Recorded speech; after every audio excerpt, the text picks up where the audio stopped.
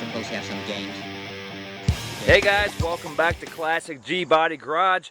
Still out here working on the 78 Cutlass Calais T-Top.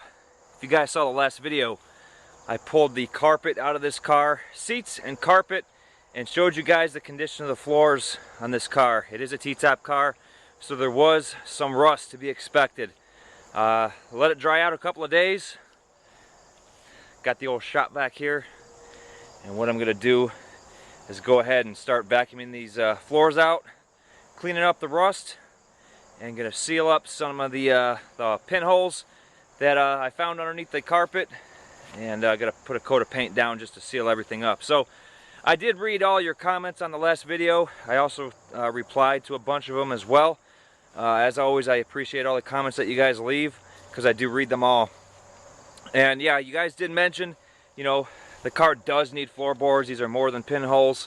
You know, put a set of floorboards in this thing. Well, honestly, if I were restoring the car, I would put a set of floorboards in this car, because you can see some of these holes are larger than pinholes. Let me get a little close up here. You can see, here's my finger. So, you know, there are some slits here and there.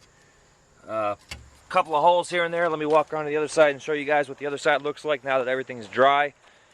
And you can see really what these look like.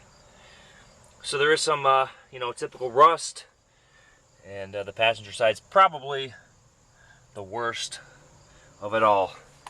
But yeah, like I said, if I were to keep this car, I would go ahead and put floorboards in it. However, if I were keeping the car, I would also not put floorboards in it, just because these floors are good as is with just some cleaning up, putting down some POR 15, Rust-Oleum, whatever you want to put down on these floors, you know, to prevent them from getting any worse. You can seal up the holes with some epoxy, or, you know, whatever type of sealer you want, and the floors will be good as is, just as long as you clean them up and keep them dry so they don't get any worse. It depends upon how far you want to take this car, but it's not like I'm sticking my foot through the floor. They're structurally sound.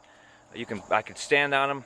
You're not going to fall through them. So definitely not that bad. So you can leave them as is, and you're not going to run into any problems at all, just as long as you clean them up and protect them from getting any worse. So, all right, I rambled on long enough. So let me plug in the vacuum and start sucking this rust up.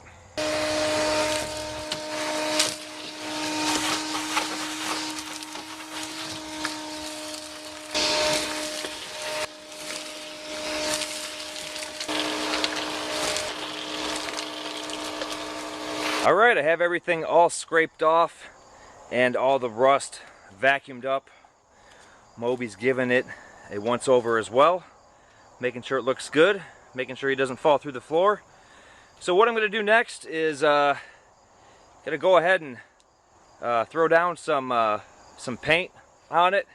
I want to seal it up first before I actually seal the holes that are there, and then I will go ahead and give it one more coat on top of that. So as you can see here, the seat belts, they're in pretty poor condition.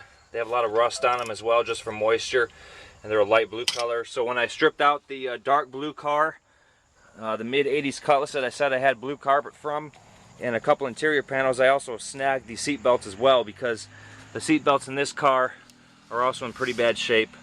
This one's not so bad, but the driver's side's fraying pretty bad.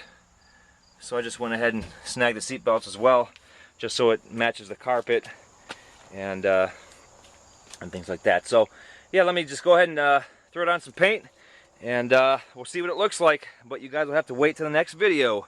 So make sure you guys are subscribing, leaving comments, and I will talk to you guys in the next Classic G-Body Garage video. Okay.